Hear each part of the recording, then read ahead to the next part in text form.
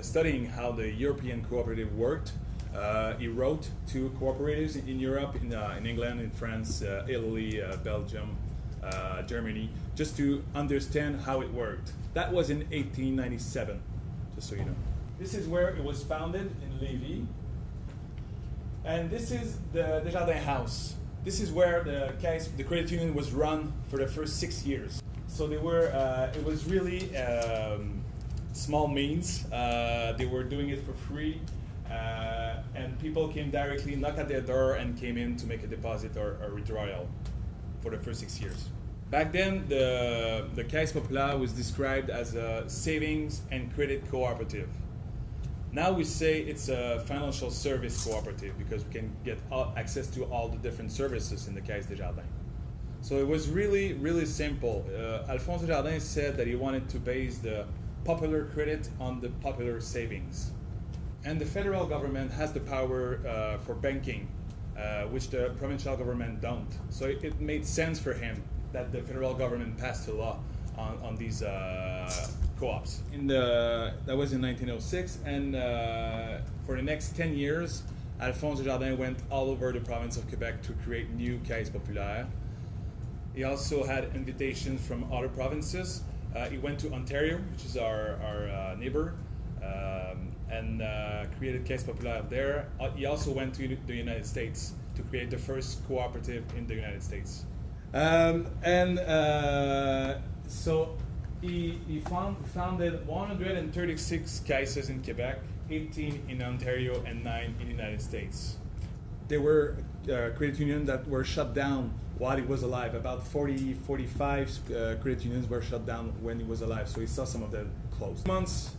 A couple of months after Alphonse Desjardins died, a first federation was created. Cooperative organizations, their members were the credit unions, and its role was to provide oversight through regular inspection, promote cooperation, and the founding of new credit unions.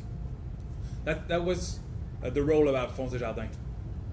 The original federation started off with very, very little means. They were essentially the beginning stage of the Desjardins network, and they could function because clergy members, so priests, were working for free in the regional federations.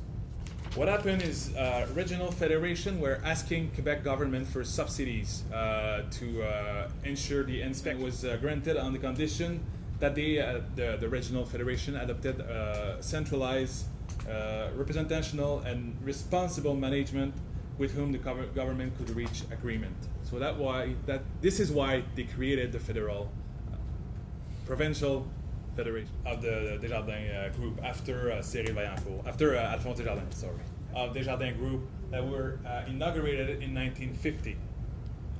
And it was inaugurated during the first international congress that was held by Desjardins Group to celebrate the 50th anniversary of the founding of the first Caisse Populaire in the group. It was credit unions who were doing savings and credit, loans and savings, and that's it. That was Desjardins Group. But in the 1940s, they added insurance. So they first created La Société d'assurance des Caisses Populaires, whatever. It was a property and casualty insurance mutual in 1944. And then in 1948, they created a life insurance mutual. And the expansion, the growth of those two subsidiaries were linked with the Caisse Desjardins network, the credit union network, society that arrived in Quebec. So people were spending more and more, and often they went into debt to buy more stuff. And so far, since the very beginning, the credit unions, the Desjardins credit unions, had a lending policy that focused on productive credit. That means to buy a house for your business, not consumer credit. It was productive credit that the Caisse would do. And the school Caisse goes back to Alphonse Desjardins himself. The first school Caisse was created by Alphonse Desjardins in 1907. But there were other ways to educate the member. There were TV programs, radio programs, books, brochure, even an LP. The internal services became more structured more consolidated, more prestige, that we created a genuine financial complex, financial group with all the different services. I told you before about diversification, but that really was in the 1960s. It was a young girl giving a tip, giving a device, a mnemonic device to remember all the names of Desjardins Group components. La Sécurité, those were the first acquisition of Desjardins Group. Those were insurance companies. Yeah, so it was really, and the last one I wanted to talk to you about is Institut Coopératif Desjardins. That was the corporate university. So it was created in 1963, so people could get there a few days, learn how the new system, the new account system worked, and stuff like that. So I'll say a few words about each, and I'll start with innovation. What was really important at that time is the technological innovations. Computers made their way in the office. So if I was a member of the credit union in Lévis, I couldn't come to a credit union in Montreal and do a withdrawal or a deposit. I couldn't do that. Relationship with Desjardins was different from with Intercaisse. Then internet appeared in the middle of the 1990s.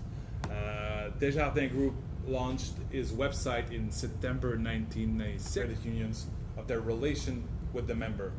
There were also changes in the structures.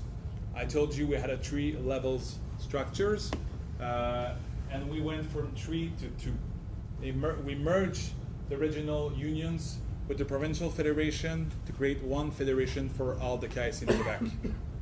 And the insurance company of Desjardins made some acquisition outside, so you got the name here, to offer the insurance services to into other provinces. Desjardins Group may seem like a small business in the banking industry in Canada with $250 billion of assets.